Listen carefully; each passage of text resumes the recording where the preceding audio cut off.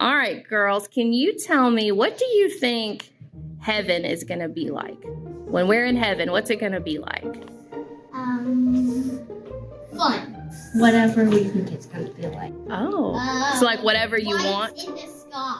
White in the sky. What do you think, Mila? What do you think we're going to do? It's going to be shiny? What do you think heaven is going to be like? What do you think, Rachel?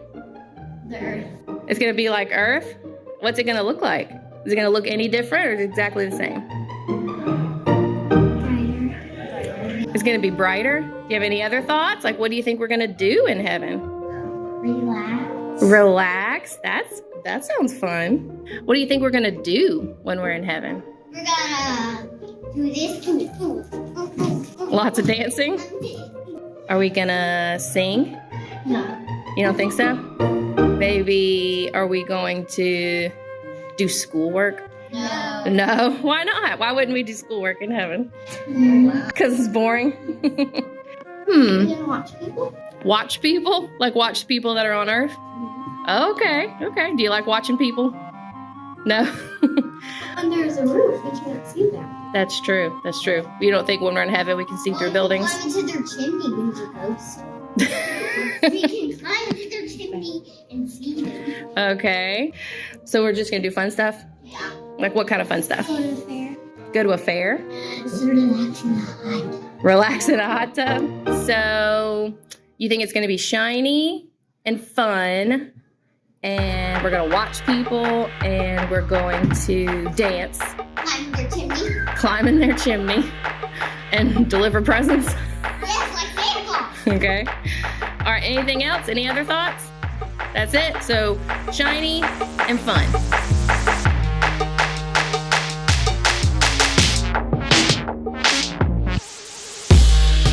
Well, hello everyone.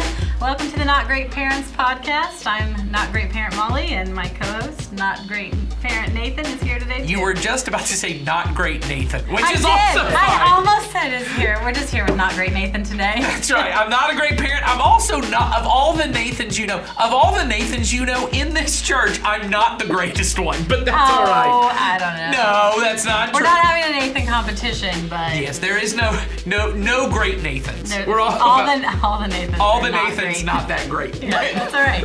Probably Very all the good. Mollys are not that great either. That's true. Who Which, knows?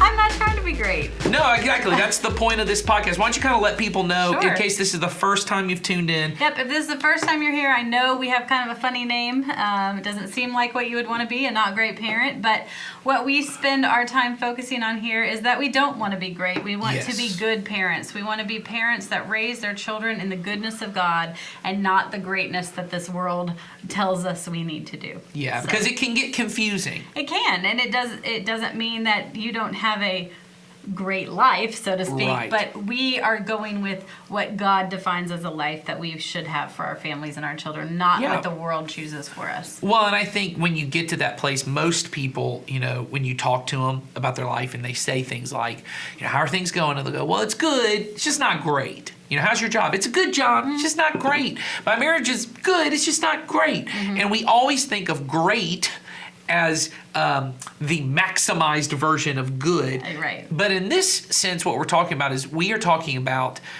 great is often seen as like quantity, like the amount of success you have. The More. amount, yes, it's all about more. And good is about the quality. Right. Right? It is about, there is a goodness to our life, and the way we say it, keep quoting all the time, is Jesus says, seek first God's kingdom and his righteousness, what he says is right and good and pleasing. And that's what we're trying to kind of pursue for our kids. And it can be pretty hard raising kids right now and all of Oh, that. sure. I think probably in any era it's hard to raise children, but we're living at a time where the concept of great is a pressure cooker for parents. Oh, and I think in particular, we are living at a time, and probably because of social media, and probably because of, just the amount of media we have, the pictures of what great looks like are varied. So there's all kinds, you can have your absolutely. unique slant on for your family, but it all kind of comes back to the same thing, which is that you are happy, that things go the way you want it to go, you're successful, all of those kind of things, Yes, right? Yes. You And- have an identity, you're unique in Yes. some way, you bring value to everything. Yes. The word I hear a lot is you. Yes, be the best you. You that you can be. Yes, and that's a version of greatness is, there are different kinds. There's the greatness that exists by external standards. So there's like, my kid's very successful. It is the my kid is an honor roll, It's this an bumper honor sticker. student. Right, you get that bumper sticker. And so that goes all the way. My kid is now a lawyer or a Right. doctor, or they're making X figures. I heard a parent once say, "I'm really proud of my son because they finally have a projector in their basement." my So gosh. that was like the thing to shoot for. And I was like, Wow. great. But you have all of these kind of standards and these measurements that you can look at of, they've hit it. Then there's the very internal standard of good, which is my kid, and often it's the thing external parents rail against. My kid's an artist, or they found themselves, or they're really free-spirited. they're very free spirited, and I know I'm making that sound because I am a more of an external metric kind Right. of person, so but I understand from people, and I did youth ministry forever, and that's a personality type, which is they may not match up on the external standards, Right. but I want them to find themselves and have some personal meaning. The unique greatness is really found in you just being the best you. And really, when you look at the Bible, neither one of those things, No, we're not taught either one of those things from Jesus. no, those are not the kingdom version of greatness. No. And so Molly, this, we just heard a bunch of kids kind of talk about Yeah. what they think heaven is going to be like. Which I love hearing kids talk about stuff like that. Oh, Because you yes. never know. And we could ask the same kids the same question. They might Yes. give us a different answer tomorrow. Well, 100%. My daughter was the one who said that we will turn into ghosts that sneak into people's chimneys. Oh yeah, the So, Santa Claus version. The Santa Claus ghost. So yeah, Yes. 100%. I'm doing a great job. So 100%. But I will say, and very much when you talk about that, and just as a dad, I love that she is uniquely her. I Right, love that and she creative, and she's creative. And there's a way in which, as a dad, I kind of look and go, my goal is just to foster that creativity and yeah. foster that imagination. But that's really not what God's called me to do in the life of my kid. It doesn't mean that No. won't be part of the way I go about it. But you and I were at a conference. We mentioned this on a mini episode. But at the conference, someone said this, and I loved the way they said it, and so I'm just using it now as if it was my own thing. Yes, it's now been Yeah. Nathan. It's been Nathanized, and so Not plagiarized, Nathanized. that's right. But he said, what all parents want, especially Christian parents, is they think their goal is to produce happy, nice, successful virgins. Ooh. Which I love that. That is good. So happy, nice, Yes. successful virgins that are not Yes. in jail. Right. Yes. But basically. But I think that goes in with that. But Yeah, I think the idea, and I think what they hit on, and I'm sure I'm not saying it exactly the way they said it, but the part that really hit on is there are type of parents who think what greatness is that my kid's just happy. That's you find yourself and you follow your bliss. Oh yes. Follow your heart, that you're happy. I think everyone wants us to be nice, and especially nice in kind of the modern term of nice, which is, tends to be around tolerance, which I'm not saying tolerance is a bad thing, but the problem with tolerance is it doesn't go far enough. And so tolerance is mainly about you do you, and because I'm doing me, you do you. And even if I see something that's not right, I just won't say anything Right. about it. I'm going to be nice. Everything's good. Everyone's going to think I'm a good person because I'm nice. Then there's the successful version, which is that's the externalized, metrics. And then the final part of it is the virgin part, which is primarily about abstaining from all things bad. Right. That's not necessarily meaning the sexual. Yes. The sexual Well, and it includes it, I'm sure. Yeah, I'm sure. I don't want But- my kid to have sex, certainly at a time where they're not prepared for it, is often the way it's said in our culture, right? It may not line up with God's sexual ethics, but as long as they're prepared for it, is often the way I hear people say it. Or if I don't want them to get involved with drugs or alcohol, Right. certainly, once again, and this is what I hear a lot of times, at an age they're not prepared for it. Oh, okay. Yeah, because I mean, most parents I meet now are like, I'm okay if they have some alcohol at some point. I just want them to Right. be prepared for it. Or We hear lots of prepared. that. Maybe we need to do an episode on what is prepared, but you have, What is the definition of prepared? what does that mean? Someone send it in as a question to our question thing. We'll do a whole segment on what is prepared. But that's the kind of goal is I want my kids to be happy, nice, successful, and abstain from anything too obscene or Yes. that might be too damaging. Or that the world might see them do. That Right. would make them less great. And so I think, we heard what kids think heaven's going to be like. What do you think when you hear people talk, or maybe just in your personal experience, when we think about heaven, what do you think most people picture? I think most people picture like this beautiful place, right? So for Yes. some people, I think it is like clouds or a garden or some really serene place. I think then there's some people that are very literal about the golden streets and things like that. Sure. But They I have think, very literal images, clouds and like golden yes, streets clouds, and mansions. golden streets, mansions.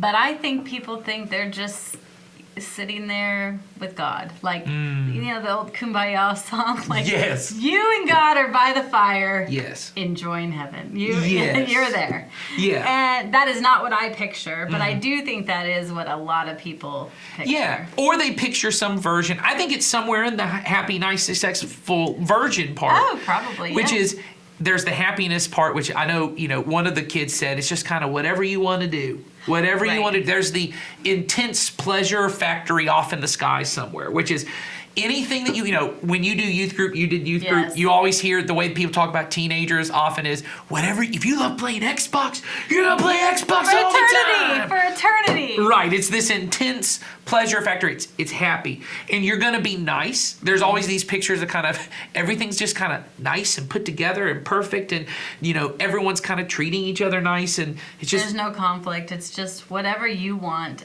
that's what's happening. yes. And then there's the successful side, especially within Christianity. You hear a lot, and this is all biblical imagery, so I'm not poking at too many people, but there's the idea of that's another jewel in my crown. Yes. I heard. Who hasn't said that? Yes, I've heard a lot of people who think, I'm going to have another mansion in heaven, or that there's this kind of, all these things that will kind of come towards me through kind of, my success here on earth. I'll get rewarded that much more in heaven Right. for those kind of things. And then there's the virgin part, which is, it's just going to be this kind of pure, clean existence. All the things in this world that we don't, we think are bad or unaccepted Right. are gone from the equation. Yes.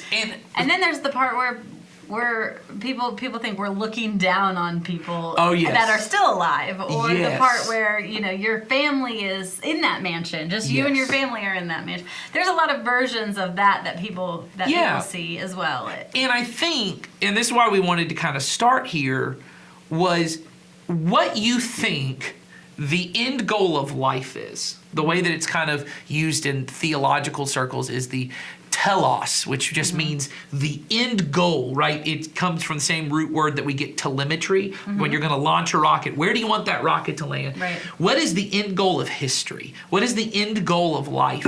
And when I have a picture of what God is trying to do in history, that is primarily about trying to make me happy, nice, and successful, and just abstaining from a lot of bad things. That's primarily what God is trying to do in my life, because I think that's what heaven's going to be like. It affects every decision I make here on earth.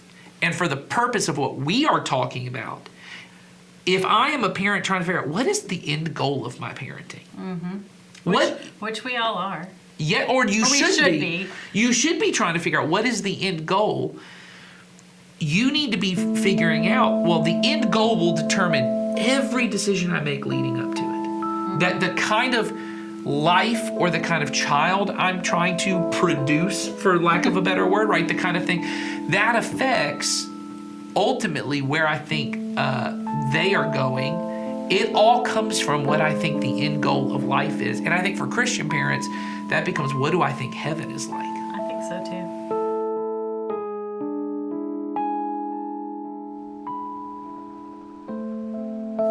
At the close of the first century, John the Apostle, one of Jesus' closest followers, sat in exile on the island of Patmos. This island in the Aegean Sea was a frequent place for the Roman Empire to dispose of prisoners, political dissidents, and undesirables, like John, who would not bow to Caesar as Lord, but instead swore allegiance to a crucified Jewish carpenter as king. And as was most likely his custom on Sunday morning, John worshiped Jesus, and he prayed in the Spirit. And on this particular day, John heard a voice come from behind him. It sounded like a trumpet. He turned to see Jesus as he'd never seen him before, wrapped in divine power and majesty, like something out of a dream.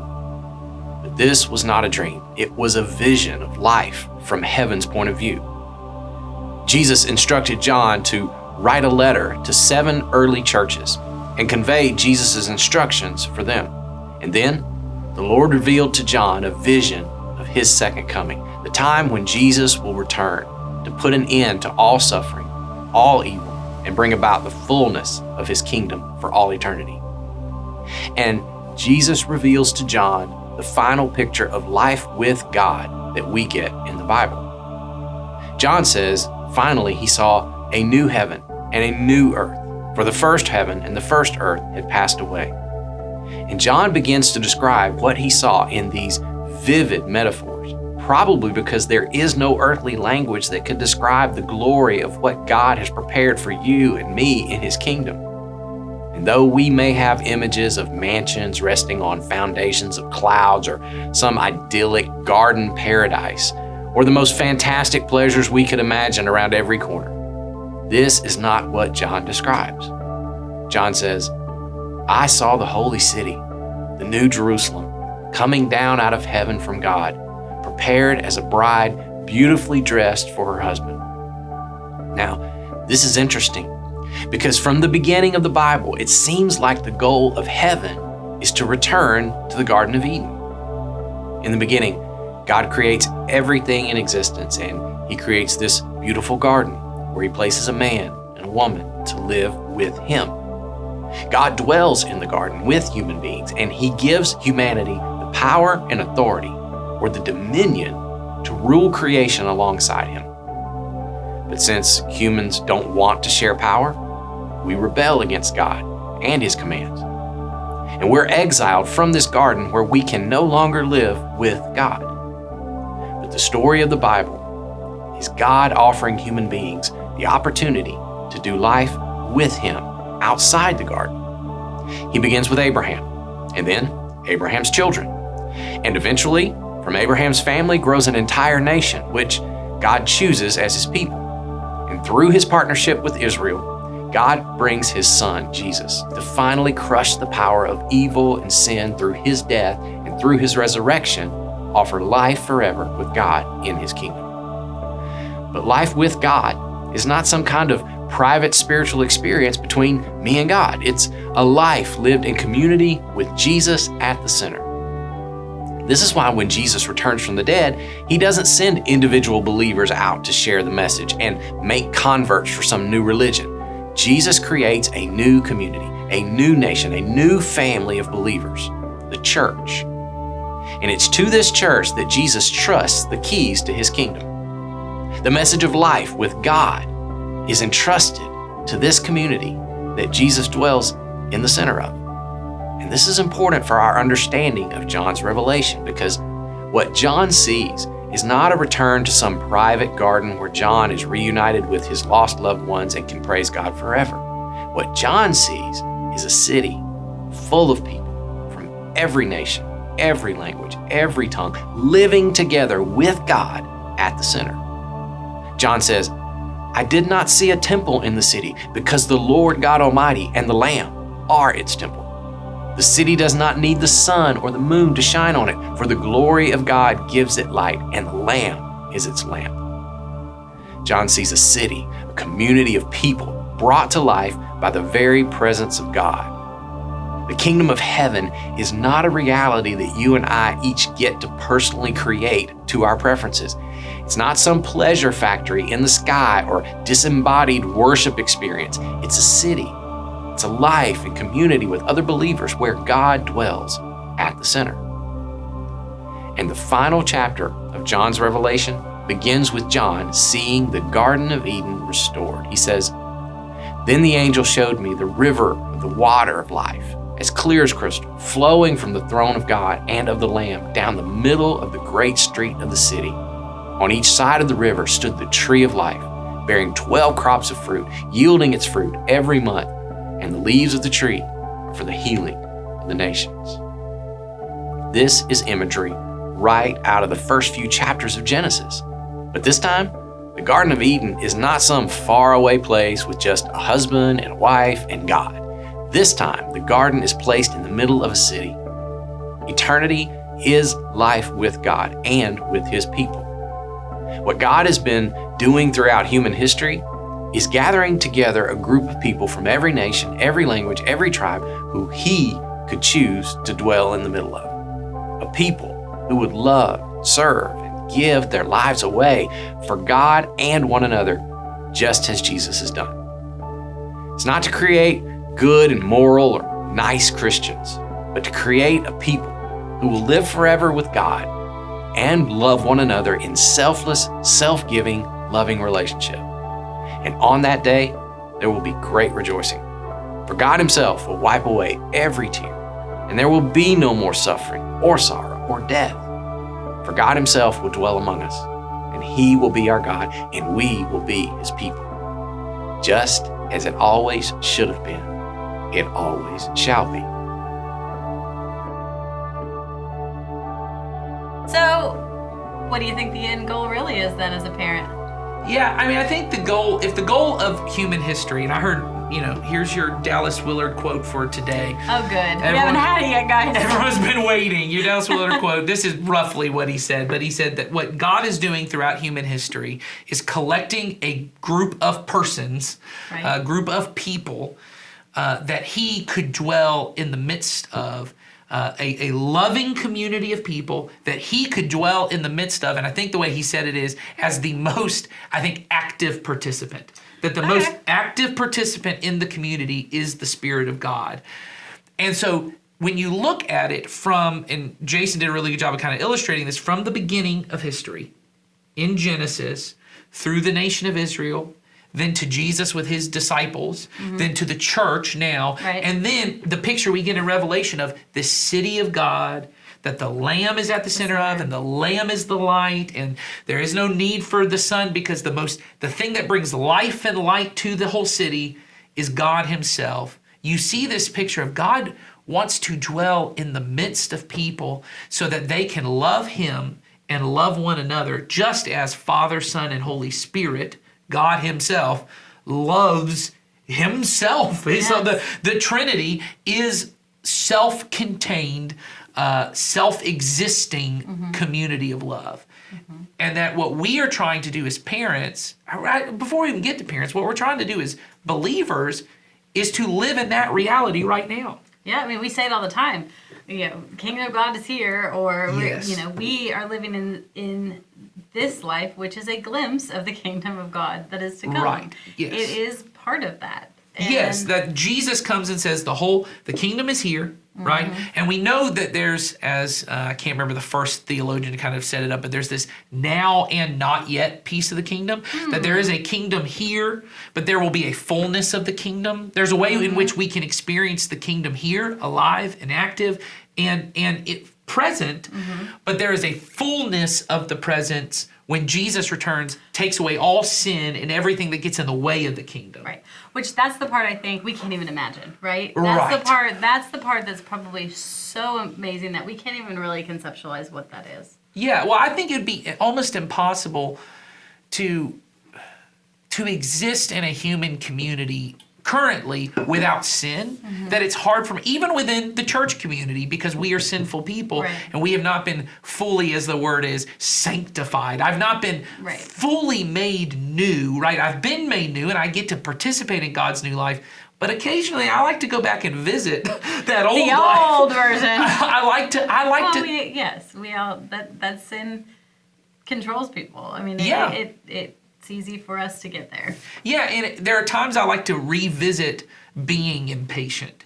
And I like to revisit being forceful in getting what I want and even pushing forward. You know, we both work here at the church and even on a church staff where you're trying to make decisions for what you think God, you kind of think, well, I think God's leading our church to do this. And someone else goes, well, I think God's leading us, and it's different. Uh-oh.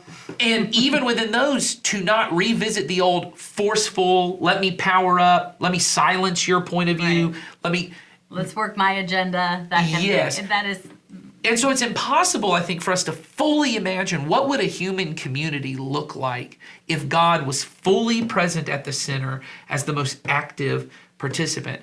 But that's what the church should be. That's the picture the church should be trying to go for.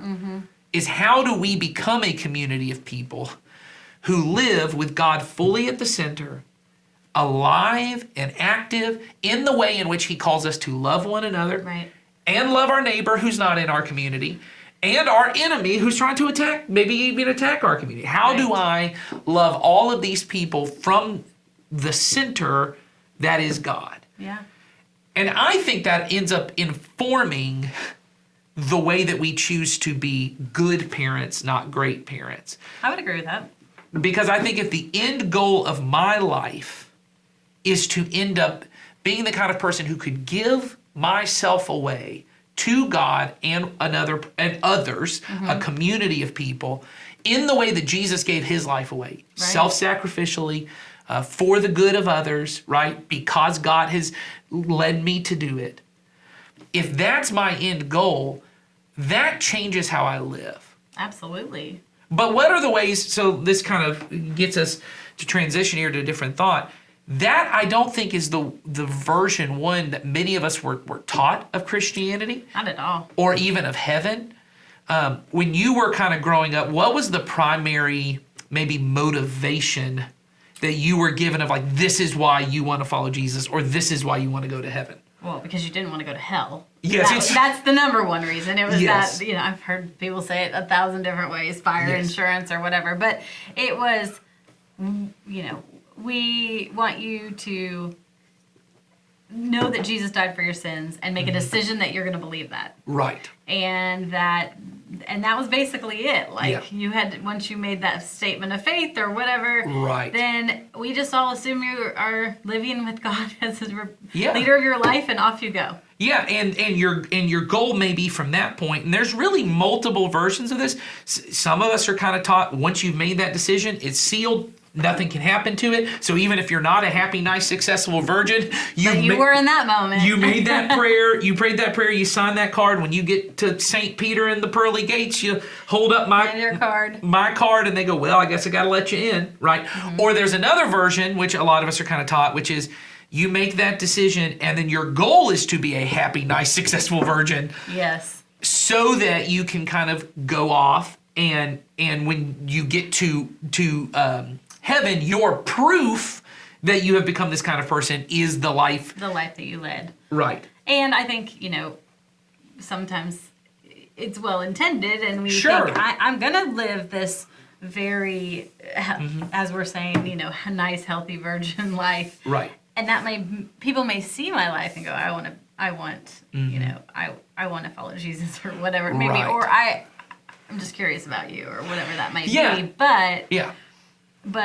there's a lot of different ways I think that people take. Yes, and I think whatever version you have, there's also the health and wealth prosperity type version of Christianity, which is God's primarily there to make you happy.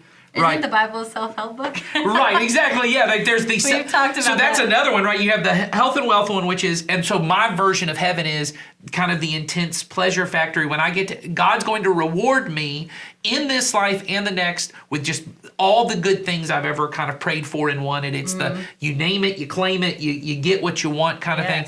Then there's the self-help version. This one has become the more kind of popular one, which is I got a list of defects I kind of want to deal with. And there might be something that I can take out of the Bible to help me work on that. Yeah, so I'm very much a kind of Proverbs person, or, I look at the letters of Paul and they talk about patience and kindness and all these different things. And I go, what can I take to give me, less anxiety? And I want to be more, when I say joy in my life, what I mean is not depressed. Yes. When I say peace, I mean less anxiety, right? And it's kind of the version that Jesus is here to help me be the best version of me today, and it will then carry on for eternity in that kind of way. And so there's all these different kind of versions, but whatever you think the end goal is, like what is God trying to do in my life? Is he just trying to get me into heaven? You know, that's kind of the first one of ticket to heaven kind of. Is God's goal of my entire life is get me to heaven? Is God's entire goal for your child's life to get them to heaven? Is God's goal for your life and your kid's life to just make you happy and fill it with health and wealth and prosperity? No.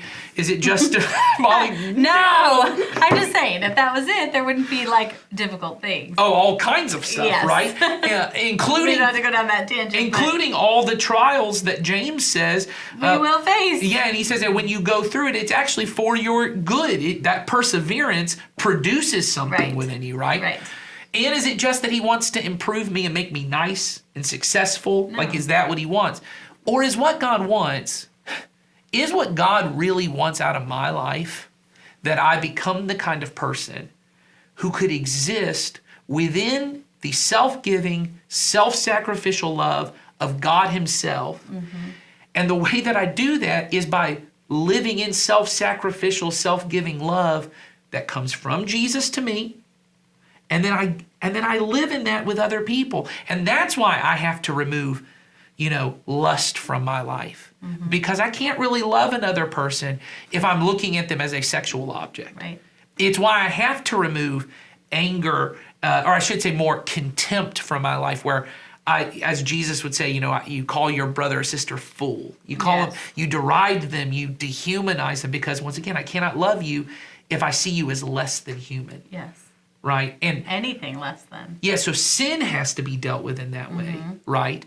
But it may not make me nice in the sense that the world considers nice, right? And it may not make me very successful in the way that the world considers success, because I think all of us want our kids to be, I call them Tim Tebow Christians, which is like you get to still play professional football, and you put the John 3:16. Oh yeah, then you got it. I'm changing the world that way, and I'm not really cutting at Tim Tebow. I'm really more cutting at this idea we have of that's where we all need to get, is to be this attractive, successful version. And all of us love Mother Teresa, but we're not really sure I want my kids to go serve lepers and be poor and live among the poor in India. And never come home and see me. Yeah, and maybe they can't come home because maybe they picked up some contractable disease, right? Like, I don't want them to, or what would be worse is I'd be okay if I knew they got to become Mother Teresa. I'm not sure if I want them to be one of Mother Teresa's people who live in her monastic way of life. Like, if you're just going to be like a second or third tier nun, or if you're going to be Mother Teresa, be the best Mother Teresa. You got to just be Mother Teresa. Be the next one, the best one. And the idea that I could give my life away to a community of believers where we were going to serve the poor and love people, it doesn't sound as attractive. No, we want our children to do giving things, but it's not as attractive to do that at the cost of being great sometimes. We kind of like corporate charity, which is like you give, I've got to give away a certain percentage of my thing. So on my tax deductions, it looks right for people. And I can say to people, look at the amount of money I gave, not the percentage of my life I gave away. Right. And if God's goal for my life and for my kid is for them to become the kind of person who can exist in a community where God dwells at the center, and that the way that I grow in my love for God is by loving and serving you and loving and serving others, that changes the way I choose to parent today. Absolutely. Because, a huge part of our parenting is preparing. So we need to think about the fact that the end goal is community with God and community in heaven with, the Lamb at the center. Yes. So how is that playing out today in my parenting decisions? Well, and I think, that's where we need to start. Well, and I think you and I have had the conversation a lot because, because of your job here as children's pastor, Sawyer's job as student pastor, and I work closely with both of you guys. The conversations I know all of us are having is, that's what we're trying to create here. We're not trying to create a community that helps kids make decisions about Jesus. We're trying to help we're trying to help kids and students grow to love Jesus in a way that it calls them to give their lives away to God. I should say it the other way. They give their lives away for the sake of others because of Jesus. That's probably a better grammatical way to say it. That I would give my life away for the sake of blessing other people. But the reason why is because God did that first for me, and He is living within me. And that the way that I more fully encounter His Spirit is by giving my life away to others to love them within a community. And that the church becomes the thing. So, Molly, can you kind of bring it back? We've said a lot of like really big and kind of broad, more theological things. What is the practical application then for a parent of how do I help my kid become prepared to live in a community like that? They need to be in a community that is a version of that right here on earth. Yes. We say it all the time. You know, the kingdom is here now. We are already part of that. We need to do that same thing. Put God in the center. Be part of the community where He is at the center, and that means being involved in that community. Yes. And it doesn't even have to be make a decision first to follow the center of that community. Yeah. It can look like just be involved in that community. So as a parent, you need to make getting your child involved in that community the number one priority for you and your family. So get them to church. Get them to that community. Get them in the presence of that community. Get them to participate in that community. Get them to see that they're needed in that community and that they have value in that community and that God's going to use each and every person in that community. And so if they aren't there, that is not going to happen. Yeah, and that's a very just plain way to say it, Molly. And I want it to be very practical for people. As Molly said, the church is God's current model of life with God and life with people. Like I said before, it starts with you have the nation of Israel, right? And then Jesus has His disciples, His community. But then when He leaves, He says, I'm building my church and the gates of hell won't stand against it. And this community of disciples begins to call each other brother and sister. They begin to live in such a way where they're sharing their possessions with people who have needs outside the community, but primarily within the community. They find out we have a lot of poor and needy brothers and sisters. And so, man, if I'm living in, if I have property that I'm not using, or I have space that could be used, they would sell those possessions, said they would bring them to the community, and they would love one another as brother and sister. And so the church becomes the little model of the future kingdom that's coming. And like you said, for our kids to be able to live in the future kingdom right here and now, and that's their model of Christianity, I think is pretty transformative. Yes, and I think they don't just, they live in it, but they love it, and they thrive in it too. And it's all centered on God, and He is going to bring out all those things that the world and its greatness are actually not going to in your child. Yes. And so being part of that community is the starting point. So if you're not, if you're not in a community, start. Start here. Yes. Start being in a community of believers that are focused on it. Be at church. Be here. Get your kids here. Yes. Put this at the top priority, as your top priority as a family, and don't let things get in the way of that. Yes. Well, and I think to that point, Molly, I would say, and I think I've said it on this podcast. If I haven't, you'll hear it here. But I often say to my kids, they'll say something like, oh, we're going to church so we can learn about God. And I say to them again, we do not go to church to learn about God. You will learn about God when you're there. You go to church because you love God. You will love His people. And the people are His church. And so you will learn. So you go to church really to learn how to love others like God would love them. And you do it because you're motivated by your love for God. And so we say that in our service a lot. I'm still working on it as both the person that writes those things. Yeah, as Molly and Sawyer know. Well, Jason and I work on it, but y'all know I'm always workshopping in my own mind the best way to say it. But one of the things that we've really begun to say, and all of our hosts now are saying it, is, we gather together to honor God and to love one another.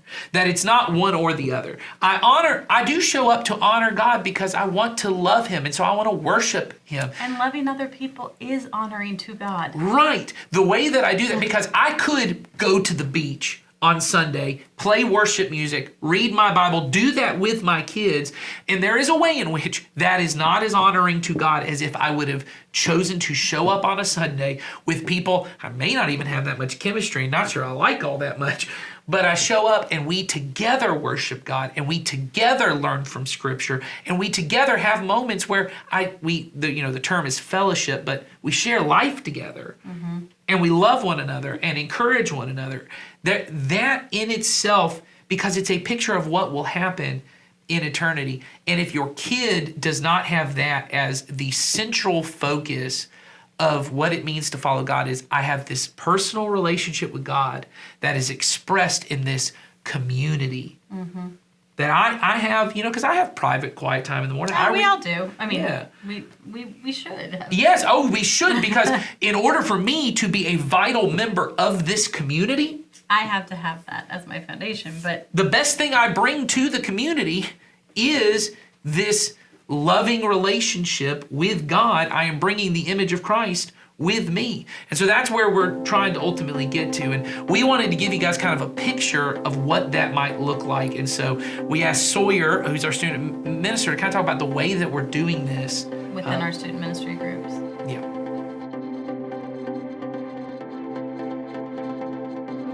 I remember when I was in 8th grade, I was maybe the most awkward person that I knew.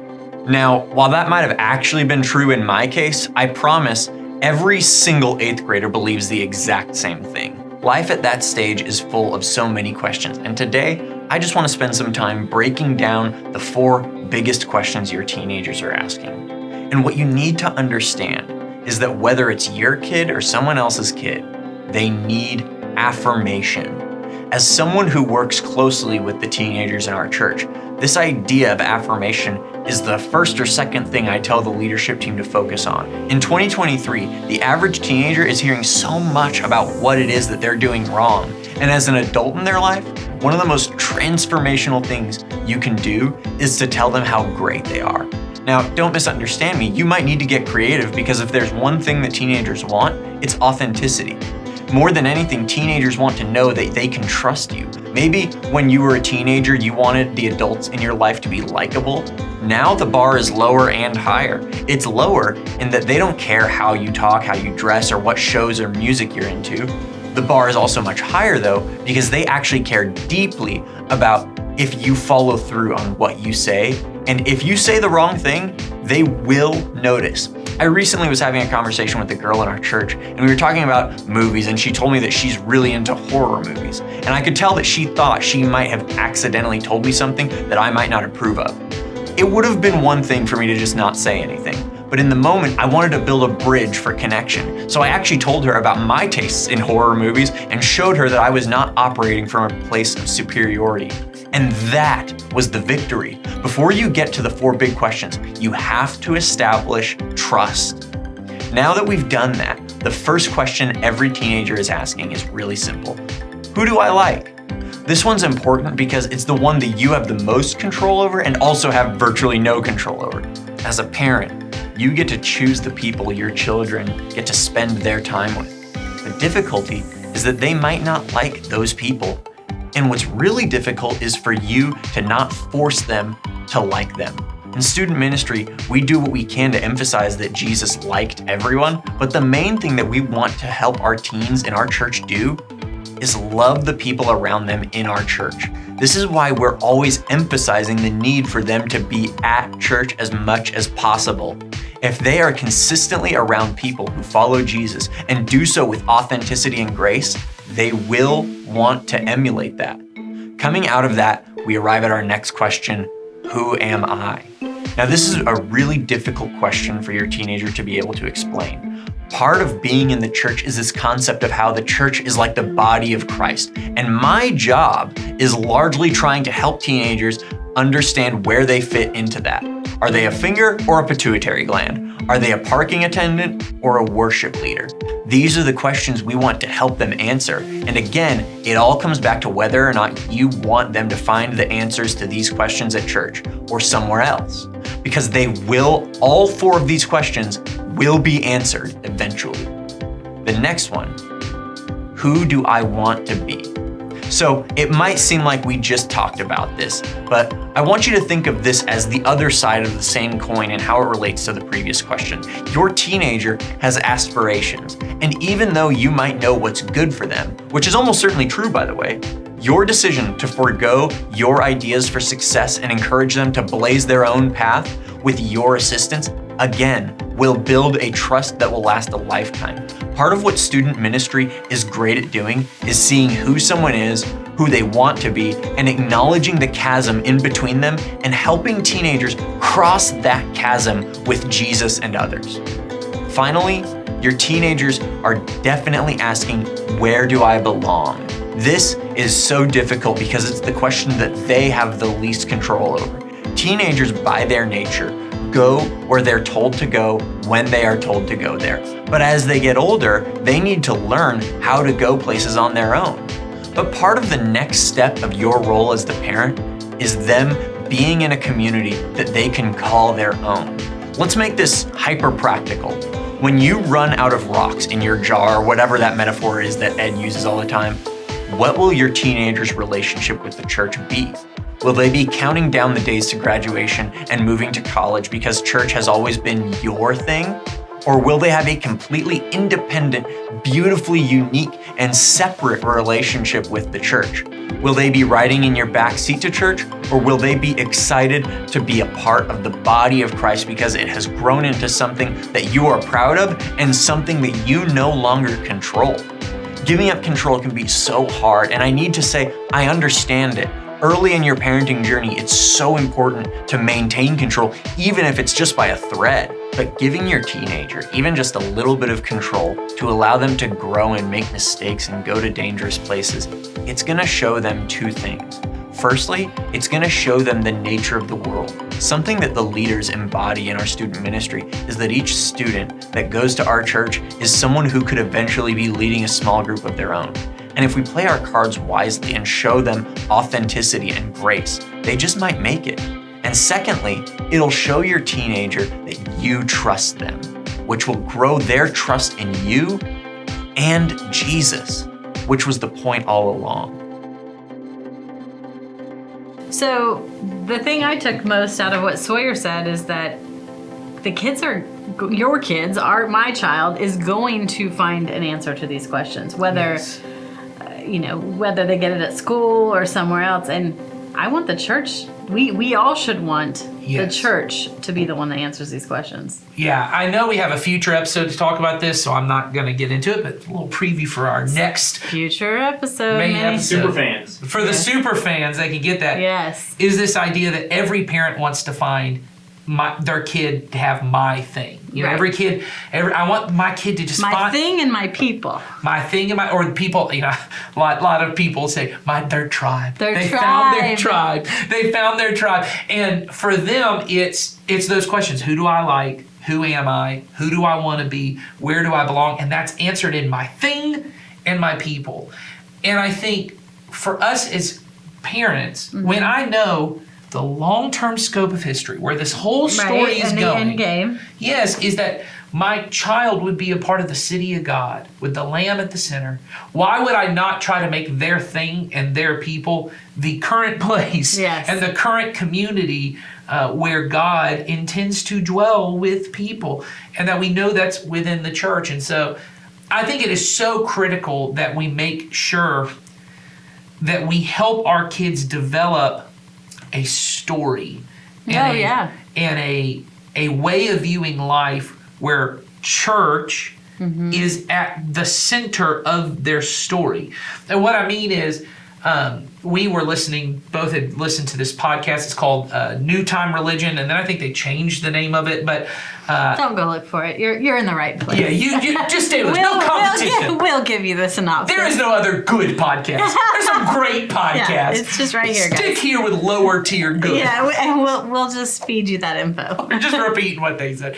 But Dr. Andrew Root, who is he teaches, I believe at Yale is what they said at one point. Yeah. But he's written several books about youth ministry and about the church in general. And one of the things he talked about was for kids who are developing their identity primarily in those years. I don't think Sawyer specifically mentioned this in his point, but those 4 questions are the questions from 6th, 7th, 8th, and 9th grade primarily, when you're really kind of breaking out of that little kid mentality to the like, who am I mentality of middle school. And he talks about how that development of my thing, my people is really centered around the stories that we tell. So he talked about a particular family where basketball was the thing, right? This sport was kind of the thing, and how the parents had met each other at basketball camp in high school. Oh gosh, yes. You know, and so that becomes part of the story for a kid is like, well, my parents, they found like the most meaningful relationship of their life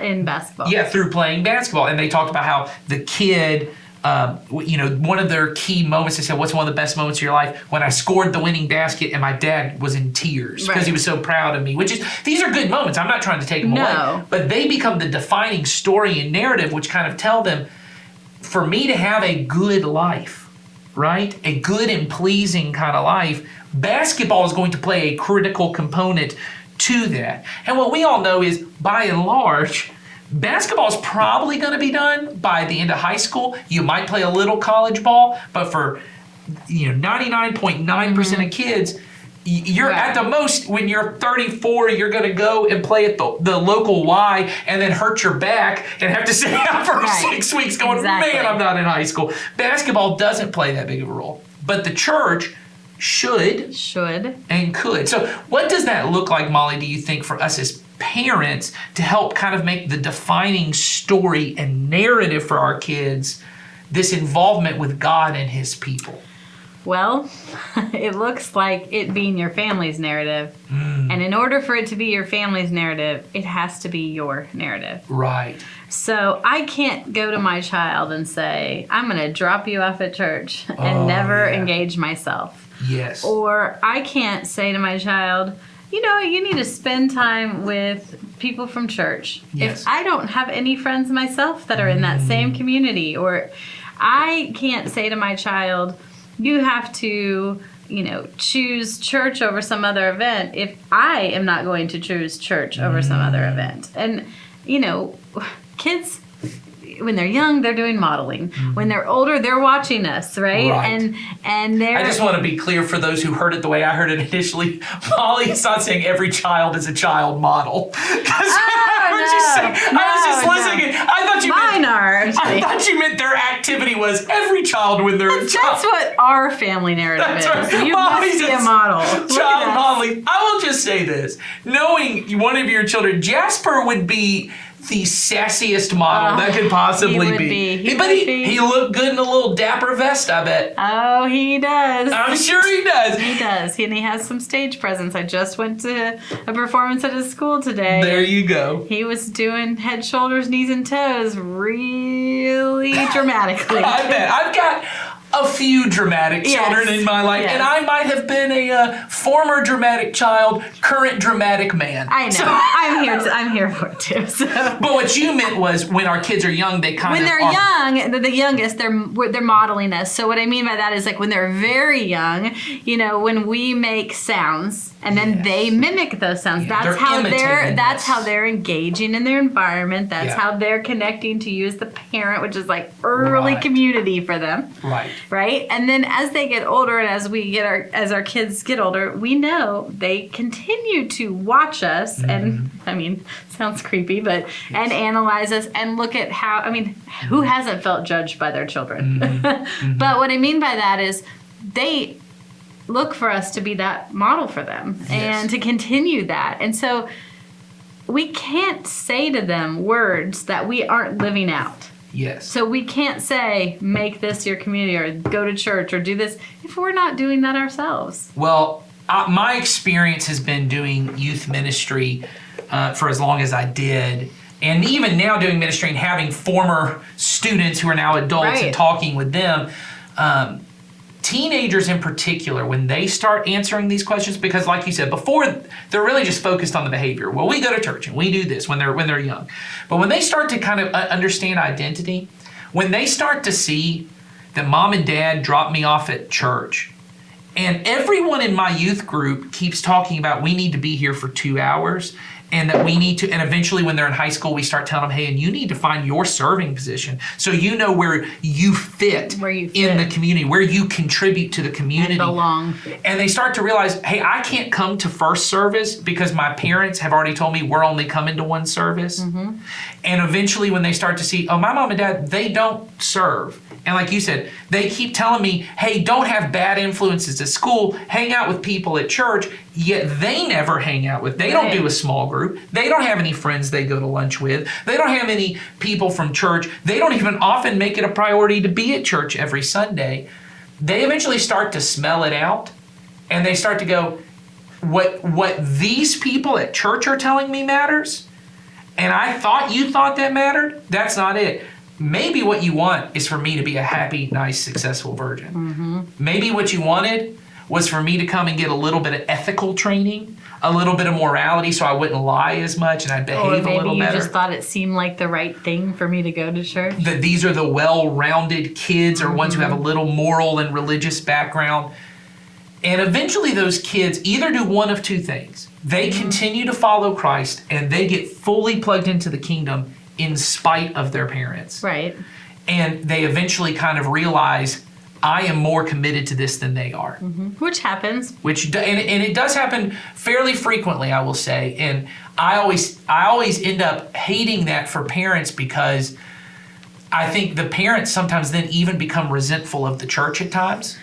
Yeah, because then they feel as if the child is prioritizing the church over them. And we as good parents actually want them to. Right. And if we are also in that same community, they are prioritizing us along with that community. And so that's one aspect. The other one I've seen in a lot of students, and we see now with a lot of 30 and 40-year-old, millennial, former, they call themselves ex-evangelicals. Oh, yes. Are people who, they don't just go back to church and go, well, this is just kind of what you do. You attend sometimes and you take lessons. They eventually go, all you care about is me kind of fitting into this moral, happy, nice, successful virgin mold. And they walk away from faith altogether. And I'm not saying, I know this feels like a scare tactic. That is not my point. My point is to say this. When you choose to say, the goal of human history, the goal of Christianity, the goal of all of this, the goal of what Jesus did was to gather a group of people throughout history from every nation, every tribe, every language, every tongue, right? He's gathering all these people to become a community of loving persons that God could dwell in the center of as the chief sustainer and the most active participant. That's the goal of it. When you choose to say, I want my kid to live fully in that community, that's because you also want to live fully in that community. And so my goal would be to say to you, if church is a hobby you do on the weekends, church is a terrible hobby. There are good hobbies out there. There are great hobbies out there. There are lots of great hobbies out there. That will also answer the questions of who is your kid like, who am I? Those are the sprinkles, a lot of them. And they become the sprinkles. And if you prioritize those things, your kids will get lost in the sprinkles. And they will focus on those things. Those questions, as Sawyer said, will get answered by the sprinkles. But if you really do truly say, Christ is all, and my life is hidden in Christ, it is in that future kingdom that the hope of glory will be revealed when Christ returns. All this stuff that I've done, all the sprinkles I may have had to let go of, one day I will be in that city of God. Hopefully, this is the prayer of all this, with my children, right? Yeah. And once again, I always like to say there's nothing you can do to make that happen. Good, godly, Christian parents who have done all the right things and they were fully sold out to Jesus and his kingdom, their children still did not choose. You can't make it. Right. But what we want to do, and this is where I think Molly was getting to, is we want to live fully in that kingdom and hope our children catch it. Right. That they would see how beautiful it is. So that's one part. The other part I'd like to say, and I know Molly and I both know I know sometimes we feel very challenging on this podcast. I think I feel that way sometimes. Like I'm Sometimes always we do, challenging. I just want to also say that I know that there are a lot of really not great parents, but good parents in our church. And this is your goal. And you are doing this. Right. You take time in your family to do small group. You're here 2 hours on Sunday so you can serve and go to service. And your kid, if you've got a student, I know of parents who, because we've been talking about this, they started serving again so that their children could come, their student could come to the first service and then go to their group the second service. I just want to say, do not lose hope in this. No. There are days that it's difficult. And waking up your kid on a Sunday morning when they want to sleep in, especially if you got a teenager, is tough. Yeah. And telling them, hey, we're not going to do that sleepover on Saturday because we're going to be at church on Sunday. Yes. And your kid looks at you and says, you're the worst. Yes. It's tough. It stinks. It's tough. And it's hard. But You're doing you're doing the right thing. And we are going to have a series of decisions in front of us, and we just have to make the next best choice for to push our family and our children towards God's goodness. And it's not easy, and we're gonna have times where we screw it up. Yes.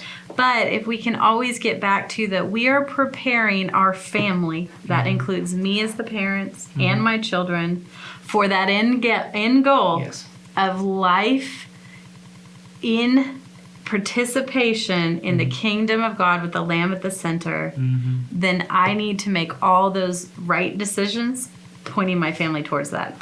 Well, and I think, so if you want to just get to one practical takeaway as we're kind of wrapping this up, is I would say this. When we talk a lot about, parents are the kind of chief discipler of their kids, which you are. You have more influence than anyone else.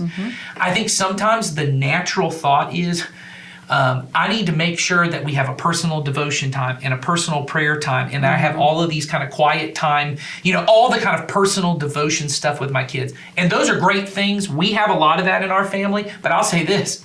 I grew up, many people know, and maybe you've never known this about Ed and Becky Martin parenting.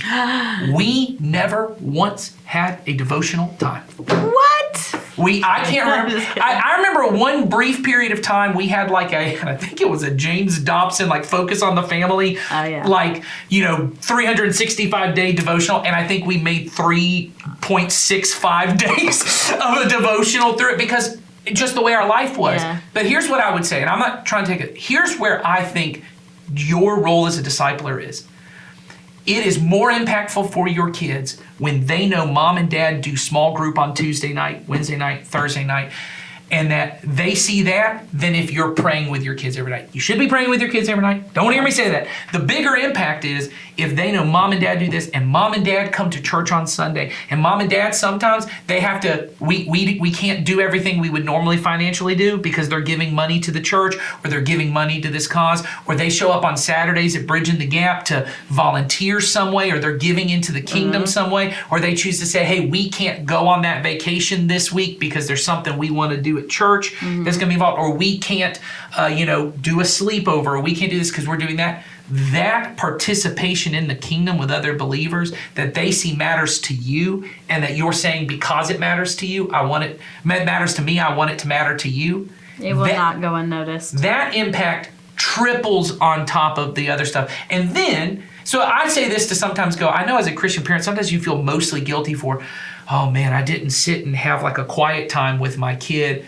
And we're going to actually have we'll talk about this more. We're going to have a lot of episodes coming up on how do I teach my kid to pray? How do I teach my kid to read the Bible? Those kind of things. But the bigger impact, the greatest impact you have is the fact that they see you are totally sold out. Right. Mom and dad have friends who go to this church. And when those friends, I remember Audrey saying in the interview we had with her that they know when someone lost a family member, we're going to show up with food for them. That's what we do. That's what we do. That speaks volumes to those people. That, hey, I remember often my dad was a minister, so this happened to us, but sometimes people would call my dad and he'd have to go have a conversation with them to comfort them or to encourage them, or sometimes people just showed up at our house. And we had that, or I knew my dad had to go to a meeting at the church or something like that. That said to me, that's the narrative story that got told for me. And we want to do that for our kids. And so I think that's really the practical application. Good parents don't just model it, but it matters for them. And when your kid sees it matters to you, because you have such an influence, especially from a young age and even in the teenage years. Yes, whether you feel like you do or not, you will always be the number one. And when they see that it's something that brings life to you and makes your life good and pleasing, not just loving Jesus, but loving his people, right? Those things outweigh it. And then when you can do the devotions and you can do the prayer time, that's just bonus goodness, right? That's bonus things you can do. But it really is these things that it is the participation that matters. So for those of you who are doing it well, don't give up. For those of you who are struggling to do it, I hope you don't feel shame over this. But I do hope you feel a little bit of godly guilt. How about conviction? Conviction, there you go, that's better. Or godly guilt. Yeah, that just motivates you a little bit to go, maybe I should be doing something different. And just start somewhere. And just start just show up on Sunday. Or go to Next Steps. Or go to Next Steps. Or and we'll help you figure it out. Yeah, come talk to one of us. We'll help you figure it out. Absolutely. So, Molly, go talk to Molly. Nathan. No, he's much more accessible on a Sunday unless you're down the Secret Hallway. That's true. I just, but you do have to come and say you're a Not Great Parents super fan, because that would be great. Then we'll do it faster. If you came and said, I'm a Not Great, you'll get premier access to the Next Steps class. Yes. So we have premier access. If you come and say, I'm a Not Great Parents super fan. In fact, don't even say it to me. Just say it to the person at the Next Step Center. They'll have no idea what you're talking about. They are not super fans. They are not super fans. But they're not even that big of fans of either one of us. So, just as people. Well, that's true. So if you have any questions, any topics you guys want to talk about, don't just come up to us at church about it. We actually do have a link in the show notes that you can submit questions. We have a whole bunch that have been coming in. We're going to try to get to those over the next few episodes and do some mini episodes, but all kinds of stuff has been coming in. And so keep doing it. Keep sending that in. And if you have any great ideas for episodes, send them in. Not great ones, but good ones. Oh, that's true. We don't want great stuff. No, great's bad. We have to remind ourselves. Great is terrible.